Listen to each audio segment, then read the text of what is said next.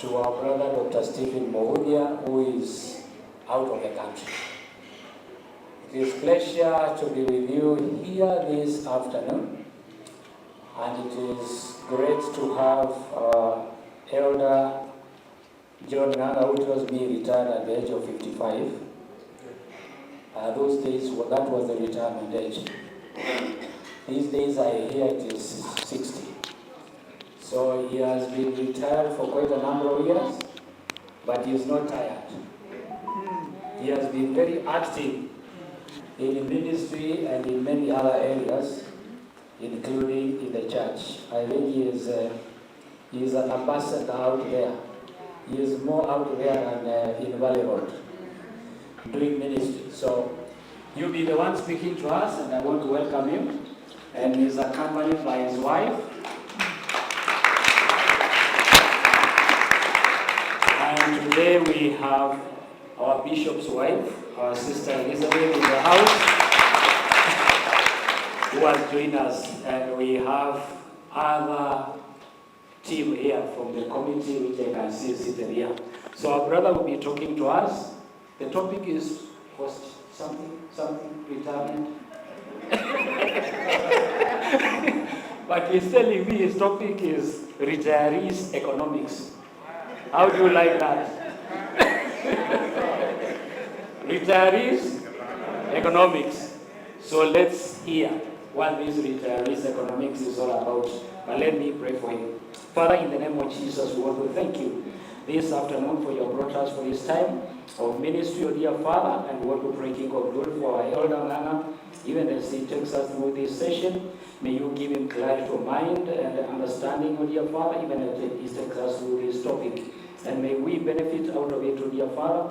Those who are retired and those who are still working and preparing to retire, may you also minister to them, O dear Father. We want to thank you and praise you and exalt your name. For we ask us for this, believing and trusting in Jesus' name. Amen. Amen. Karibu. Amen. Bwana asifiwe. Yeah, I can't be old when Mon Ami is here. My friend are the ones that began the golden age. And we are the first chairman. Can you stand up and wave the people? Evariste were the first chairman. They used to invite me, and there would be only 20 people. So the 61 to 65 was the whole of golden age. That was the number. So to come and look at this number, don't we thank God for this Muse? Yeah, that they were not kind of discouraged by the numbers. And so it's gone on and on. I've only one, in my introduction, I've only one misgiving. Since I'm talking about retirement economics, people below 60 are not welcome. But they are not retired according to the new retirement age. Are we together? Yes. Yeah, so maybe the church needs to have a new group called 40s and 50s, where I'll talk about preparing for retirement. Are we together? Yes. Yeah, because one of my problems with people below 60 coming for such meetings is to start believing they are old. And it's a lie. I retired at 55. I'm not a young age. I'm now over 70. I keep looking and imagining. People call me old at 55. How wrong they were. So please, if you are 58, no, you are just a cow. Don't agree to be called old. And not that you are not agreeing. The truth is you are not. Are we together? So the church we have to restructure to ensure golden age means people above 60. And there's a new name for those 40s and 50s, especially because at the 5 is the age for young professionals. So we need something that the 5 to 50 to maybe 12 or 60 a different name. However, I am told that my friend Kimeo told me that it's very important that people at 50 are in this meeting because they are going there anyway. So don't think you know. Don't even if you're only 50, one of these days you'll be 60, isn't it? So that's something that my wife keeps saying that when I told her we are coming here, she told me I will take you. Since me I'm young, I'll take you to your So she's here, the younger friend, married an old man. And we are actually not old. So I agree with her. We are not really old. What is retirement? Retirement is when you become so old that your body does not allow you to work productively. This country has no retirement age. The law in Kenya does not have retirement age. The employers determine retirement. Some can retire at 65, others at 70, others at 50. The law does not, the Kenyan law, ask these lawyers, they'll tell you, the Kenyan law has no date for retirement. An employer-employee agree when to retire. The simple terms, the employer is the government, isn't it? And they have set it at 60, but that has to be an age. So you need to understand that retirement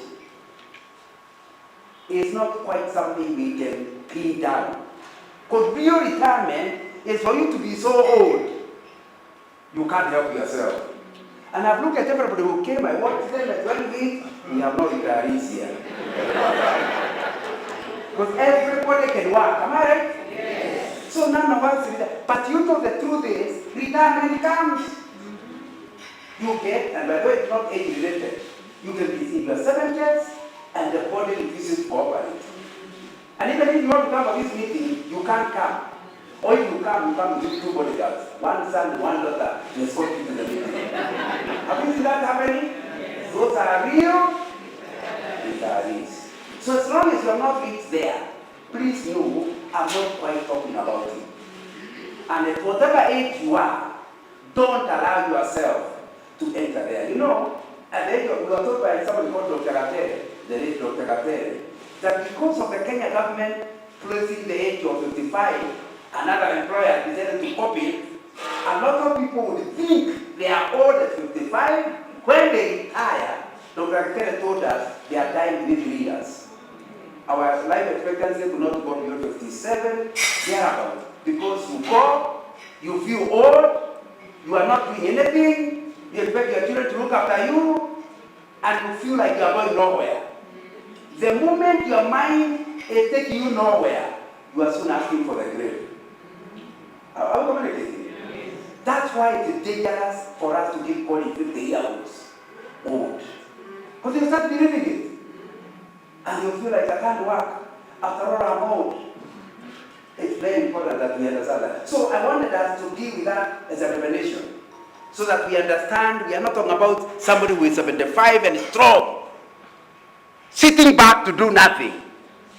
And he says he's not committing suicide. It's very important to understand when you start doing nothing, you are actually starting to commit suicide. There's something called atrophy, and the doctors here will tell us about it, which the chairman was here, I would have checked with him.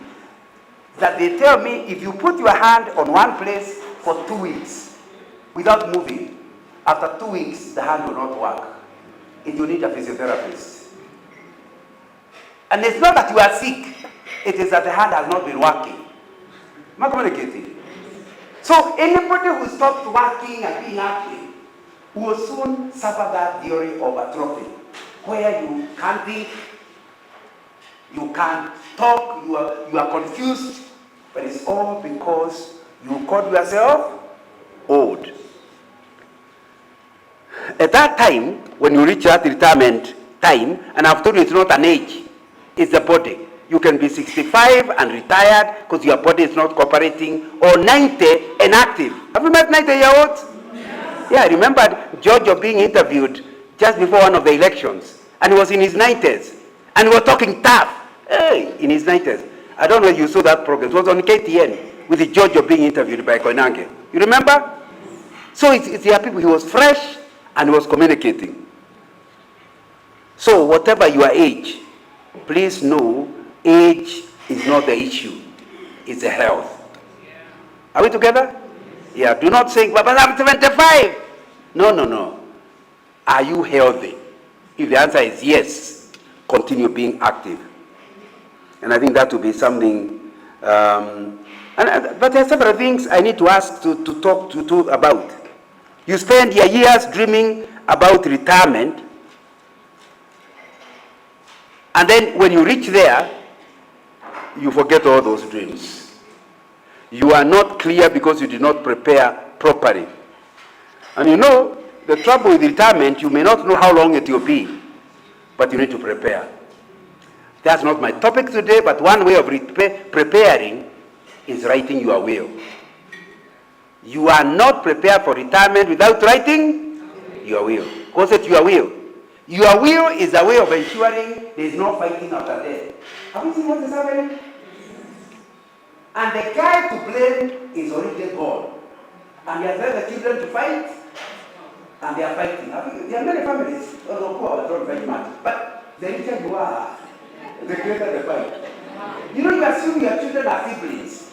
They grew up together. So you start assuming that things will be okay after all they are siblings. What you don't know is that your son married a daughter from somewhere else. And she never grew with you, isn't it? So the moment you are God, say you are being treated by your brother. How can they have 2 acres and you have 1? The fight begins. But it begins because there is somebody who is not from your family. Are we together? So the honor of sorting out so that in your later years, because basically you still be alive and you start fighting, write your will early enough so that it's very clear there is a document that says what you wanted. The truth is, even if you write fairly, they will still think it's unfair. You give each one a house, then they start saying my house is not white. How come my mother gave the black one to me? She doesn't like me. Be ready for that. Are we together? But do your best. So write your will. And that one is including the people in their 50s. I think that's a one way. And that part of retirement economics. Because retirement economics means you are accepting you are reaching a level where your means of livelihood may need to be taken over by other people. How it will be taken over depends on what you write in your will, and it will be important that we deal with that as part of planning. Experts claim the succession planning process should ideally begin when the business owner is between the ages of 45 and 50. That's what I've just said. If he or she plans to retire maybe at 65. Since succession can be an emotionally charged issue, sometimes the assistance of outside advisors and mediators and lawyers may be required, although they are still your children we are talking about. And I think important. Determine how much income you need in retirement early enough.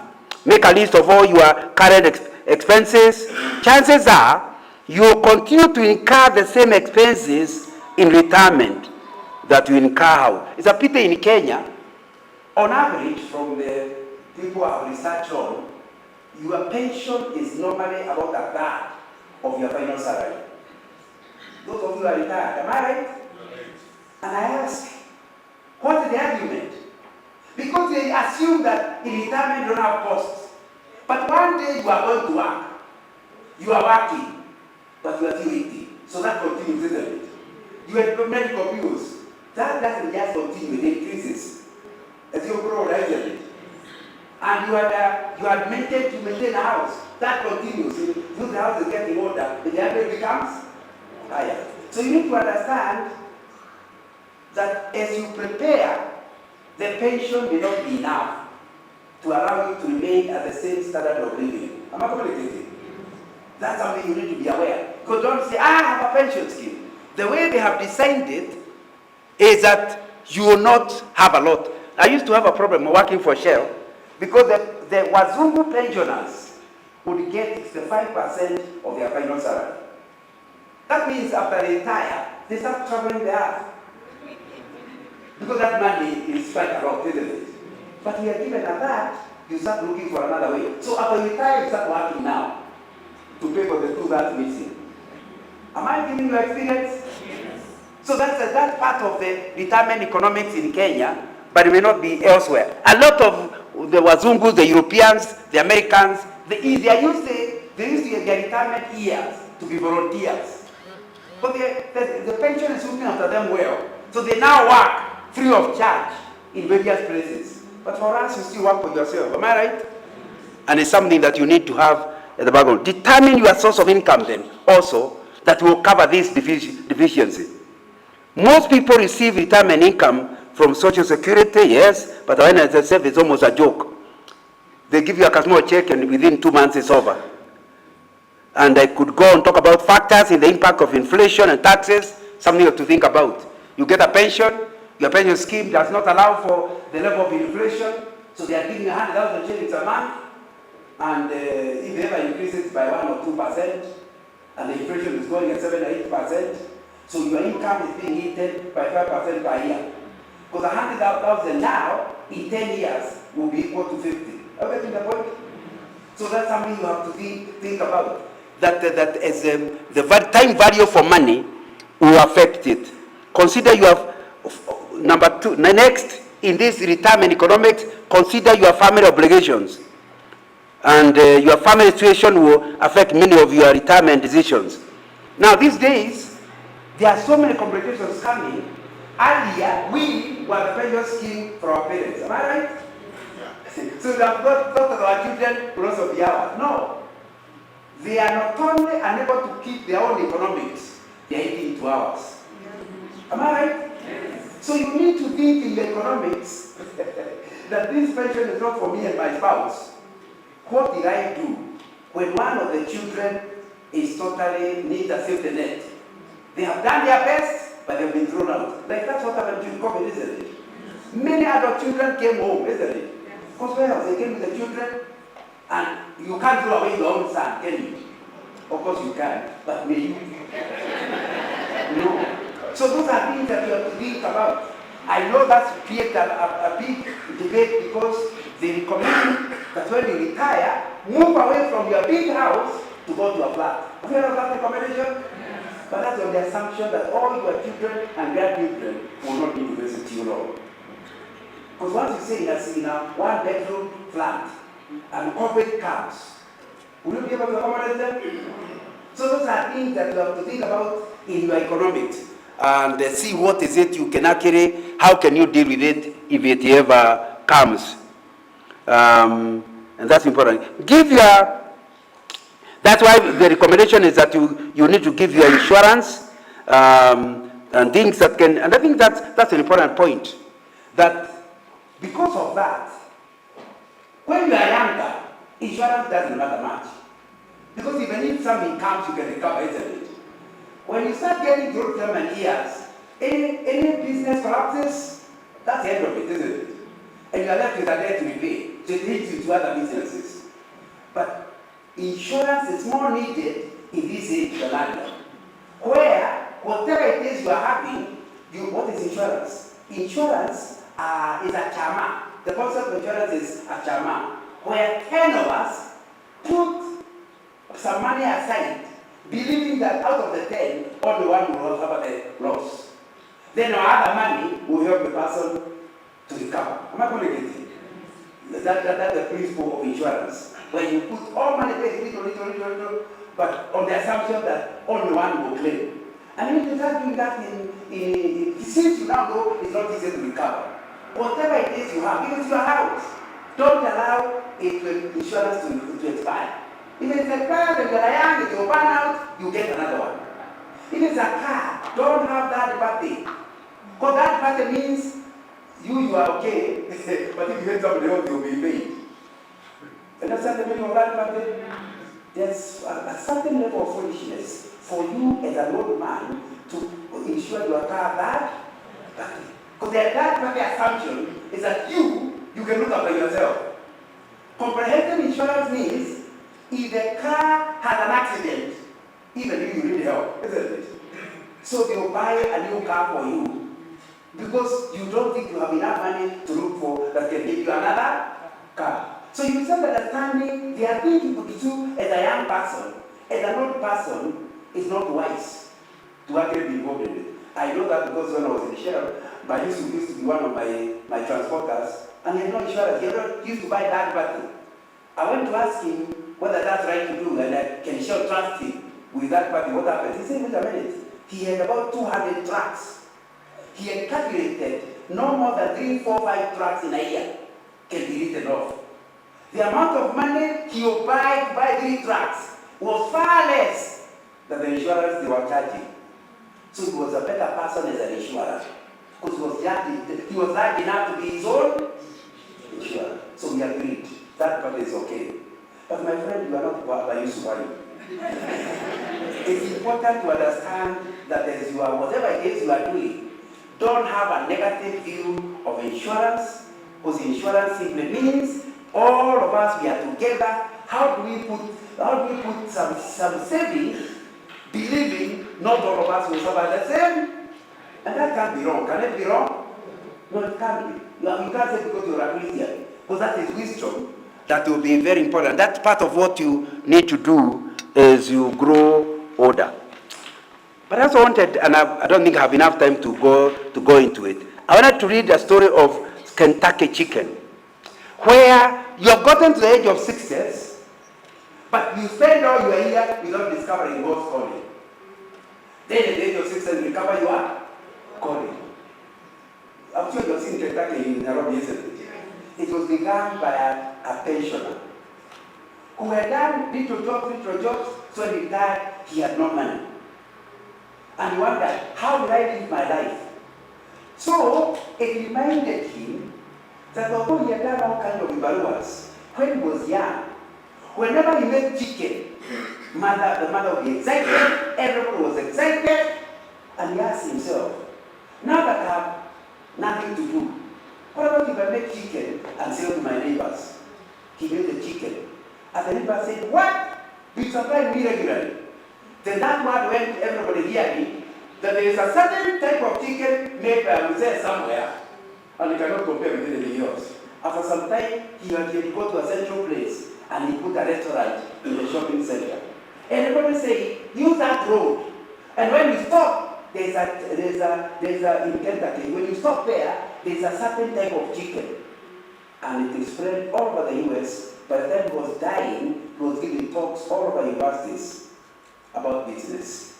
Yet at the age of 65, he was helpless. Am I communicating? I don't know who among you is the story of Kentucky. You already say 70, but your story is just about to start. So do not start. You need to talk to God. So if you're not with God, can you not use it?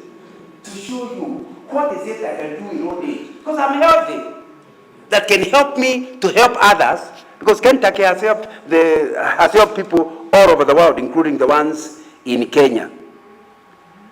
Questions to consider as you plan your retirement. I'm not talking to the people who are 50 years. The first question, how much should I save for retirement? This depends largely on the lifestyle and on the assumptions one makes. And typically, the following assumptions are made.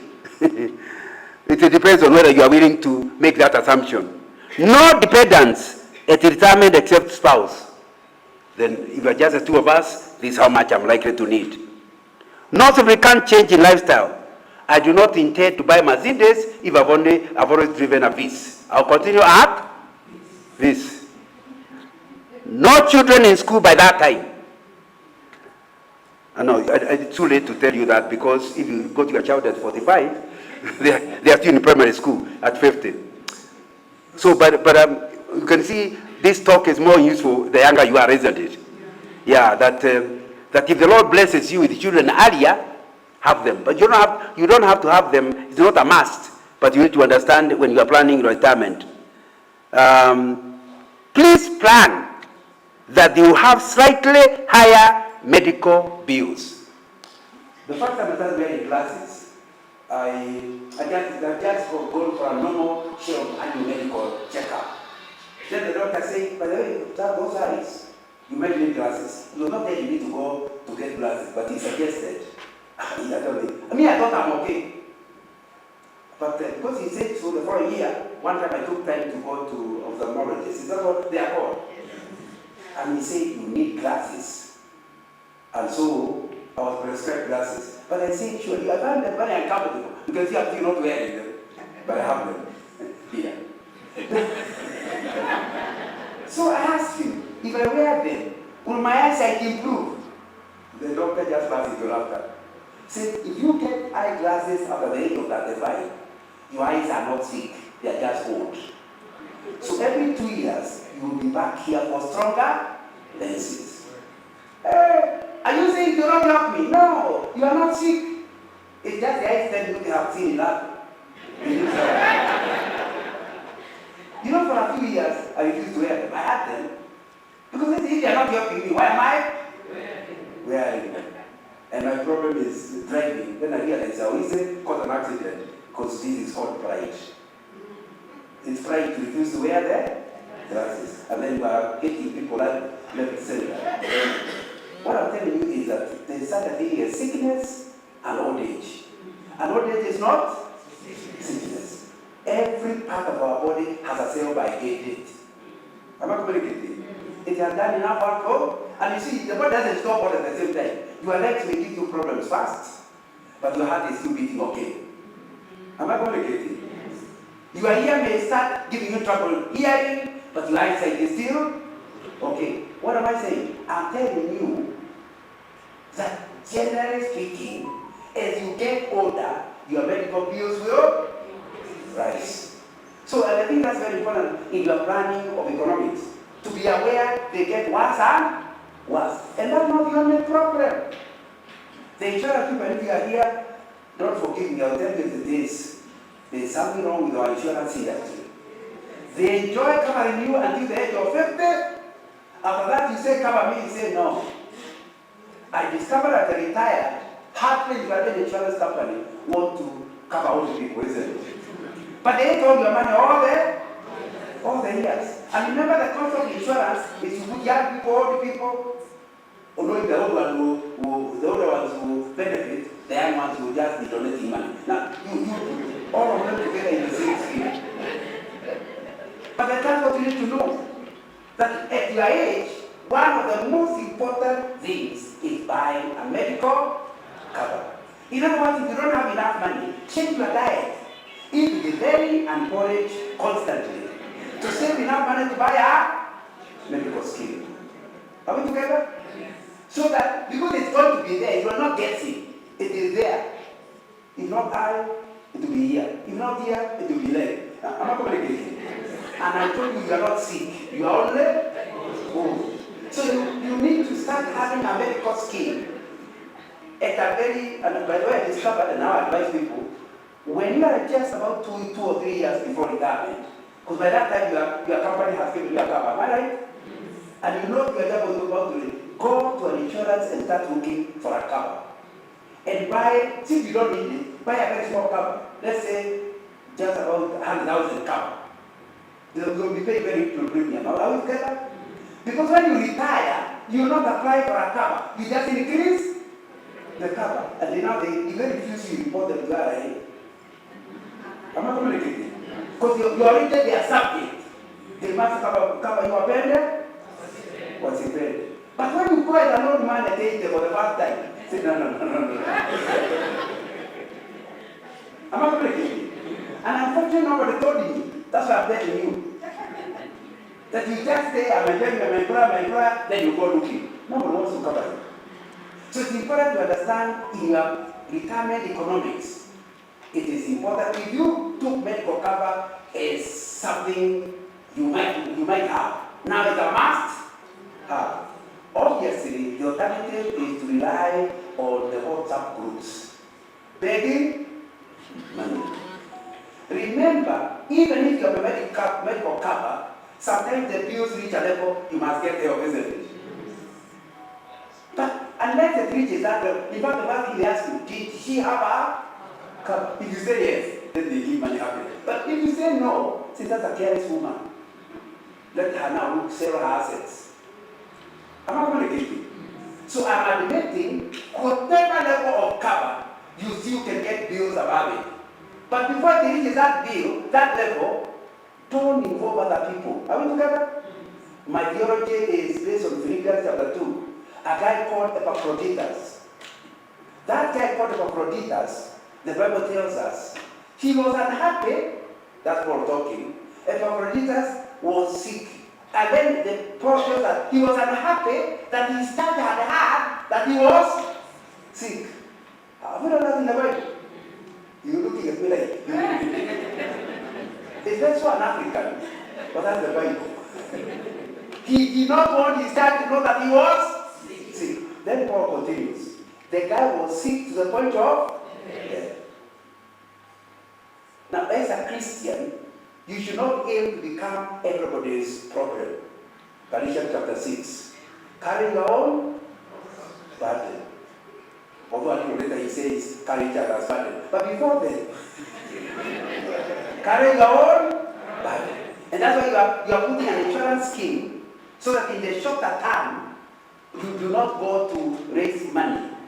You cover your own thing. And in order to have that medical cover, you have to lower your standard of living to bring enough savings to have the cover you want. Are we together? And you are better off doing that than to live large, and when you are in trouble, you must do a fundraising even for a decade. Am I communicating? Yeah, so it's important that you understand. Okay, some of you are regretting coming to this meeting, but when I was told to talk about retirement, economics. This is retirement, economics. Those are the things that were not relevant in your days. They are now relevant. And I thought I would spend quite a bit of time just emphasizing that because it's a critical thing. And of course, you talk about by the time you are retiring, you must plan to have no mortgage. You cannot be retired and paying rent. Are we together? Yeah, because, in other words, because you want to live in Uzunguni, you wait for a mortgage that cannot end until you are 100. Now, who told you are rich that way? You are committing your children, isn't it? It's not fair. Go to a smaller house, and by the time you are 60, clear the mortgage. Are we together? So don't worry, as long as remember, a bed in Umoja and a bed in Lavington is the same size, 6 feet. And with a mattress, isn't it? And a blanket, isn't it? So when you sleep in Lavington or sleep in Umoja, the body does not know the difference. Am I right? So why go for a mortgage you cannot pay by the time you are retiring, and the body will not recognize you Sabbath? So it's important to plan such that by the time you are 60, you have covered your mortgage. Are we together? And that is part of the economics we need to deal with, and avoid huge car loans. By that time, after all, you are not taking children to school except if they have come to visit. So have a car you can afford, and let the car be such that you have planned how when it reaches a level where the repairs are. You understand the economics of owning a car. You cannot continue owning the same car if the repairments are getting to 1/3 of the value. That's a level of foolishness. Because by that time you are better off buying a new car. Otherwise you put it and it will not be new, it's still getting older. So you reach a level when you plan how I have this car, and this is how I planned. By the time you reach that level, the resale value will be this. And have been accumulating money that can replace it by putting the resale value plus the little money and back to a car. And it doesn't have to be new, but the old new. It's but something that cannot make you sleep out at night. Are we together? And please remember, a big car, a small car, do the same job. They take you from here to Nakuru to see your uncle, isn't it? And you are back. And if you drive a Mercedes, it will have cost you 100. I heard the other day somebody saying 100 million for a car. And then this costs you 3 million. But then when you go to Nakuru, you arrive at the same time. Why? The Mercedes can drive at more than 300 kilometers an hour. But the government says, no more than 100. Can you see how much the Mercedes suffers? A big can go at 150 kilometers an hour. But it's only that is too high. Go back to so both of them just follow each other. And the same. But this one paid 3 million, this one paid 100 million. Of course, if you have the money, buy. But you know very well it doesn't give you anything extra. Okay, on the way back from Nakuru, on the hill, you leave the Bangladesh behind. But I don't know why it's one going down. On the way down, Amatines cannot leave.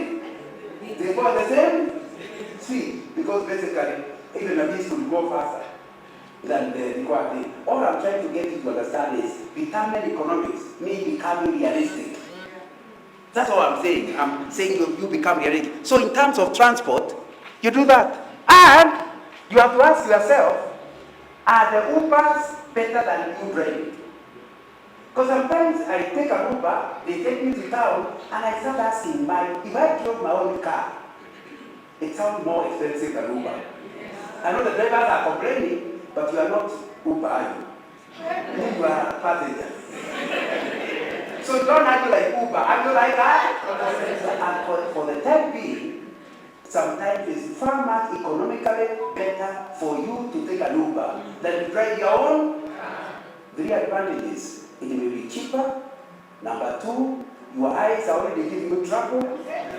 You can enjoy be sitting in the back like you're rich. But number three, when you are not where you are going, you just go in and you go away, isn't it? Your car, you arrive and you have to look for parking. And because they ask you to squeeze in a small place, and at your age, to squeeze in a small place is a problem, you scratch up on your face. And you have to repair the other car, isn't it? Or because you refuse to use. Can you see the economics of all this? So you need to start doing it. Because if you're interested in people seeing your Mercedes, where you are going, you may not take Uber. But what will you gain after they see?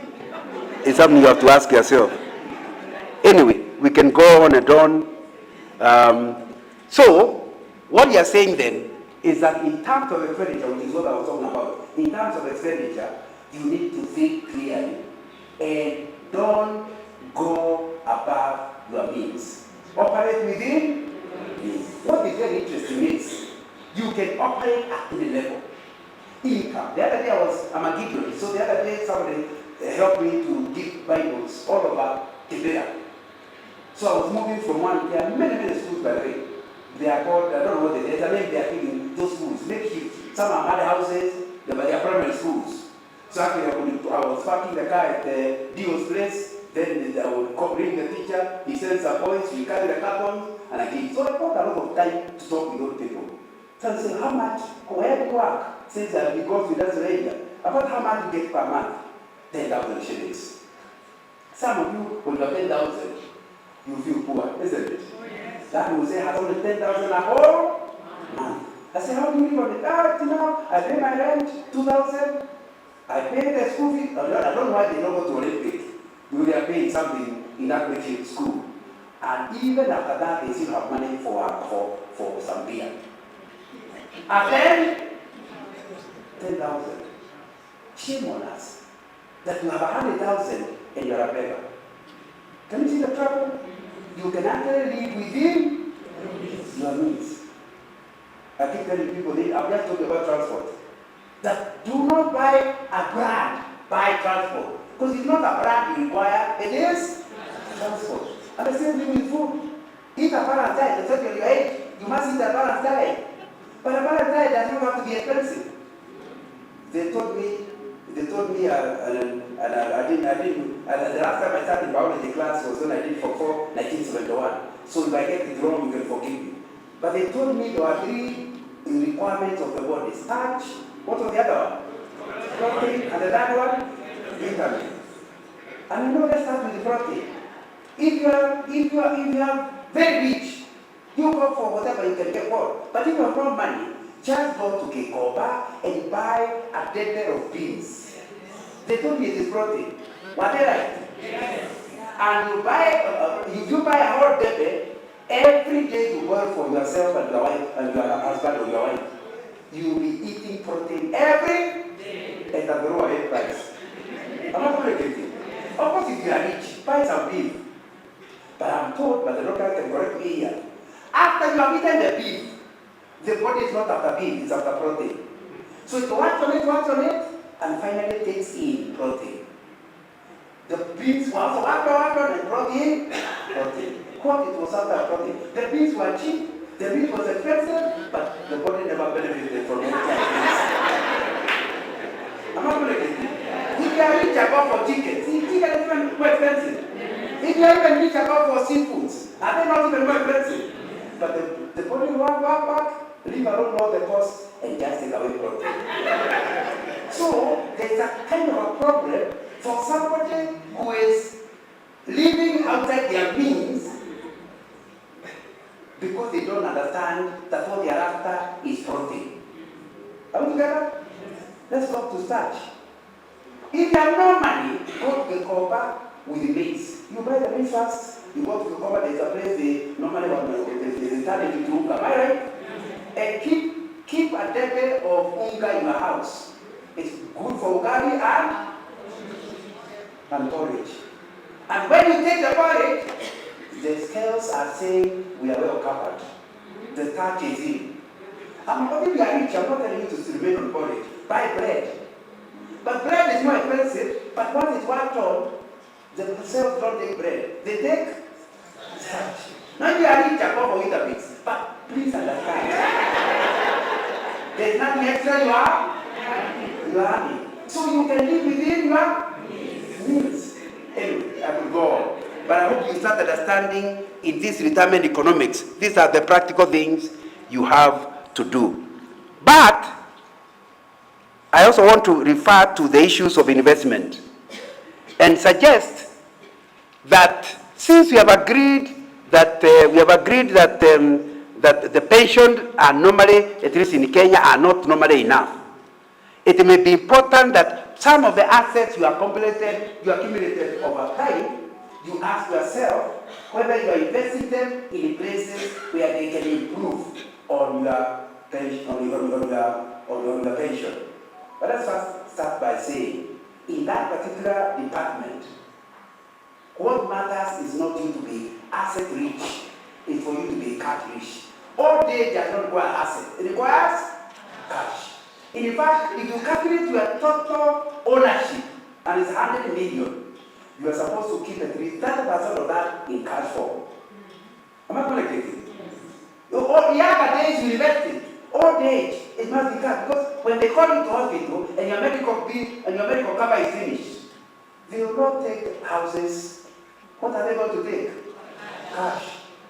And I'm saying the other day, one of the people I used to work with in Shell, and we're having a lunch, the three of us, with retirees. And the other one, who is just a little younger than me, told me about this guy in his 80s. I was very impressed. The other day, he got so sick. And the medical cover got finished. But he was still able to pay 3 million from his cash.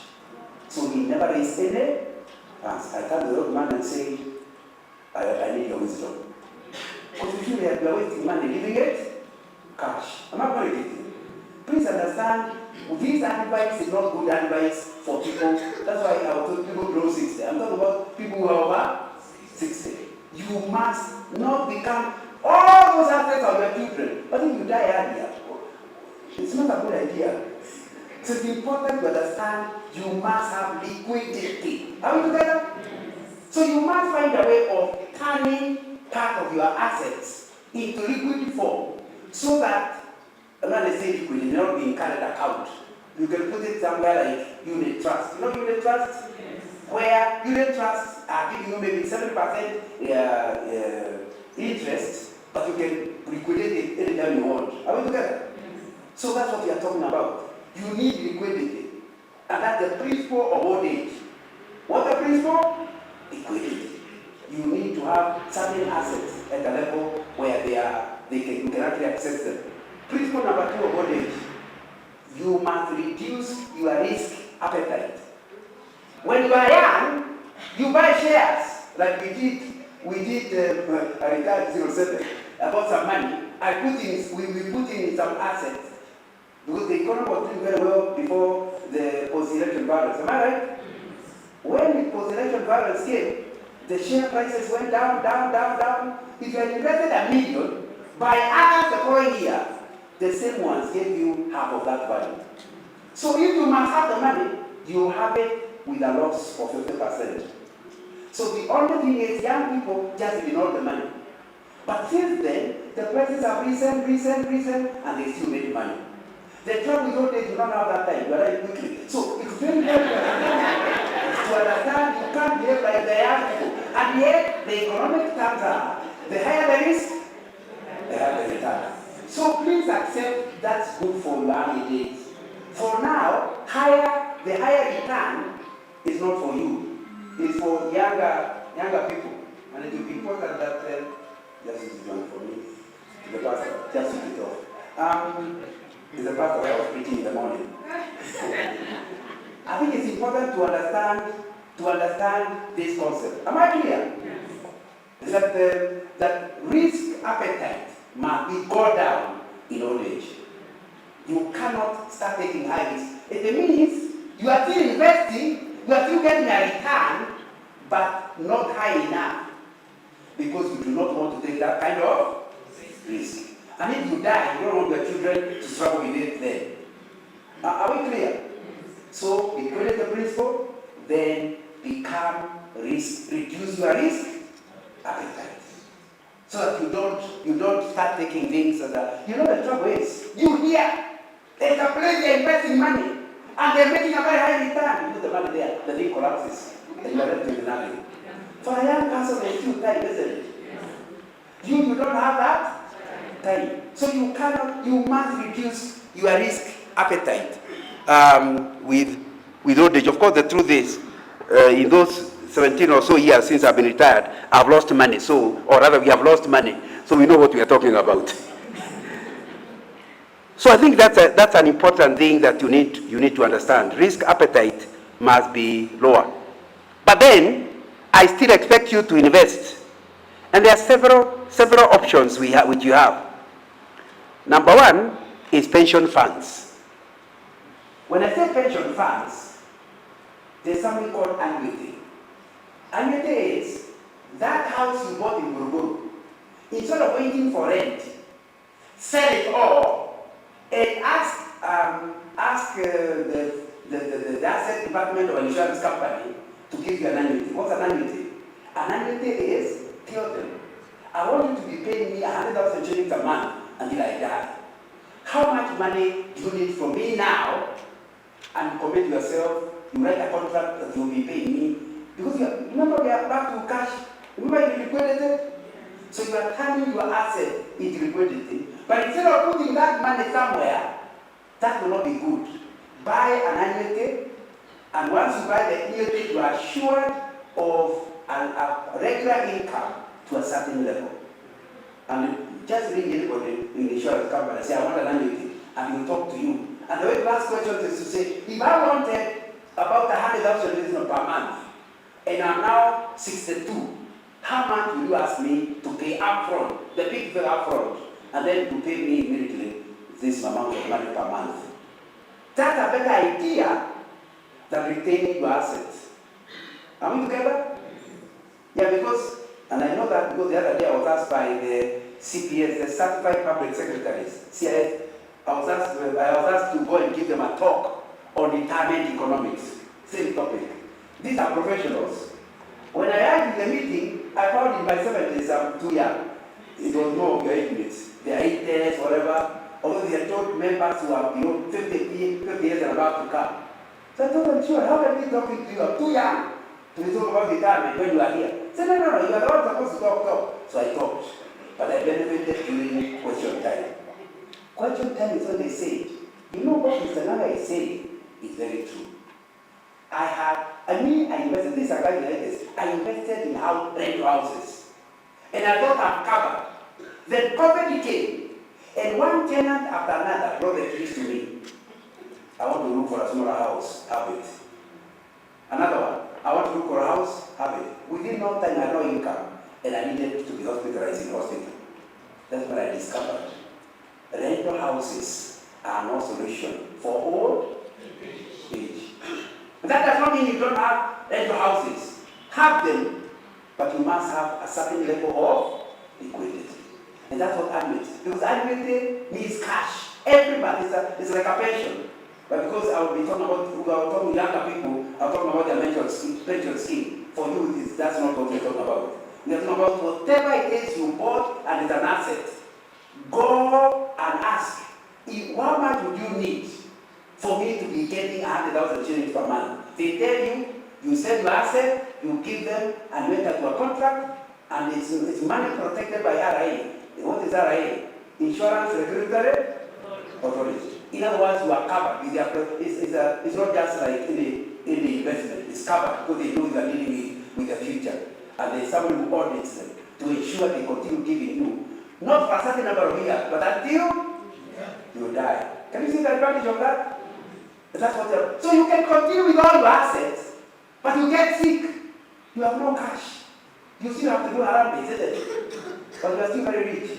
So it's important to start getting that concept very clear, pension scheme. So that's the first place you invest, where you improve your cash given the lower level of your pension. Then you can go to stock market, but I've already told you the risk in stock market. You can go to government bonds, and government bonds are old people's vehicle. Why? With a government bond, there's no risk. Why is there no risk? Because the government will have to collapse. Are we together? Because we are lending to the government. When you buy a bond, we are lending to them. So you are sure of three things. Number one is that whatever interest they commit to you, they pay twice a month. They do it twice a year. So every 6 months, you will get money into your account. And that's the first thing. Number two, when the bond time, whether it's 10 years or 20 years, when it's over, your principal will be returned back to you. And then thirdly, you can borrow money on the bond. The banks are willing to, when you need cash, you can actually borrow, get cash, but the collateral is, can you see the advantage? But the most important thing is that there is no risk and no work. Those are the top 2 points. The central bank tells you don't bother, we will know what to do with the money. So you know any other asset, even at your age, you must keep checking it, isn't it?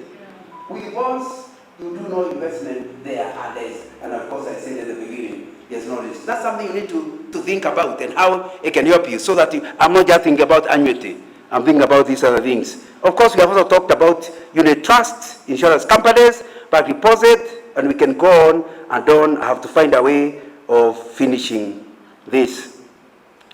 What criteria do you apply in selecting the investment vehicle? Of course, the most important is ROI, return on investment. And when I say return on investment, anything that gives you a lower return on investment than the current treasury bonds is a thief. Because we are investing somebody to give you a lower figure and yet you can lose the money. So the lowest return you can stomach is the bond. Because the bond has no risk. Are we together? So if I'm going to take a risk and take my time to supervise, shouldn't I get higher than the bond? But you know, if you're a Kikuyu, you don't believe in sandpapers. So you go farming and you get a lower return than the bond, and you feel stupid. I told you there's a level of foolishness that comes with your age. Because if whatever farm you get by farm, but if you look at what you invested, what you are getting, to a percentage, the ROI is lower than the central bank the other week. The other week was around 16%. Are there many businesses that can do better than that? So why would you be struggling, Larry? I come from Nyandarua every week, and the return is lower than central bank. Am I communicating? Yeah. Oh, I run businesses, but what is the return? If it is lower than bond, buy bonds. Because you can buy treasury bills or bonds. Your treasury bills are normally shorter term than bonds. And we could go on. So the first, I think it will be important, I've talked about this, the criteria is, what is the return, the need for liquidity, investors' age profile, your age, I've talked about that, security and stability of the security, what are the likely things you could lose, then the initial cash outlay, how much do you need initially, and of course the other things to consider. If you are talking about breweries, will you as a Christian, however the return investment, do you want to be the one funding drunkards? You have to look at all those things, the religious of the matter. And then how much is your personal involvement and the age of 80, do you really want that level of involvement? And we talked about investor risk appetite and projected cash flow. All those are important. Somebody, not me, did what they call a pensioner survey, asking pensioners various questions, and I thought I would take for your benefit, because I was one of the people researched. So I was given the results. Here are some of the remarks that come out of the pensioner survey. And from the information we got, the recommendation is endeavor to ensure your pension becomes a reality. Don't put it in wrong places. Please save more and have a home before retirement date. Be honest to your employer and plan your future in writing properly. To work with honest, and God will pay them back. Don't be in corruption. It will catch up with you even in retirement. Do things in a careful manner in order to succeed. Invest wisely in an income generated area, especially property. Take care of the job. Be serious in your work. I'm talking about people not retired, have integrity. Please don't spend carelessly. Plan nicely for retirement. To remain in share.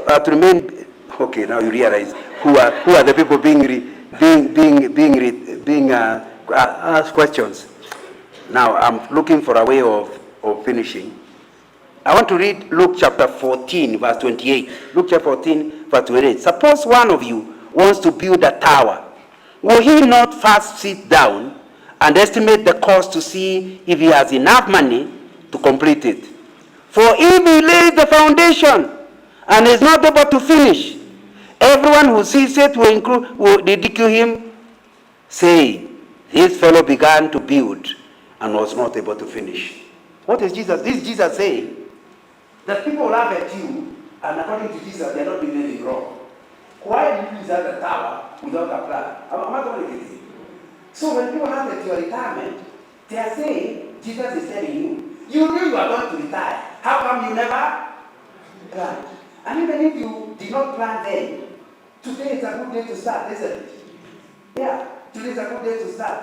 So the important thing is the word of God.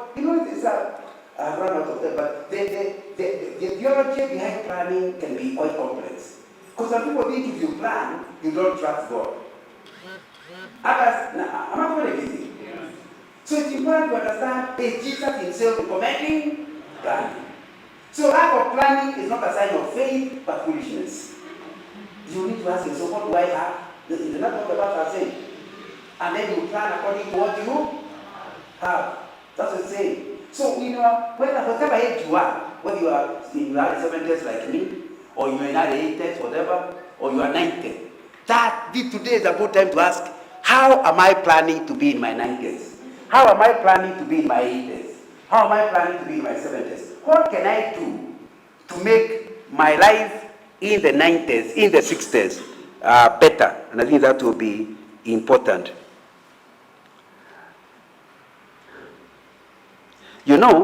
There are some things I've not included here in this economics. But something? One of them is that it's very unlikely that the two of you will die on the same day. So you must plan. If I die before my husband, what can we do to make my husband's life better in my absence? I'm sure women are looking at me strangely. But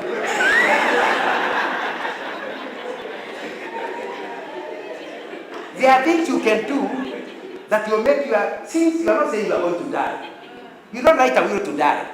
But you can look at the way you are running your life and realize, if I die, my husband will follow me next week. Now, since you don't want him to follow you so quickly, why? Even if you don't like him, his children like him.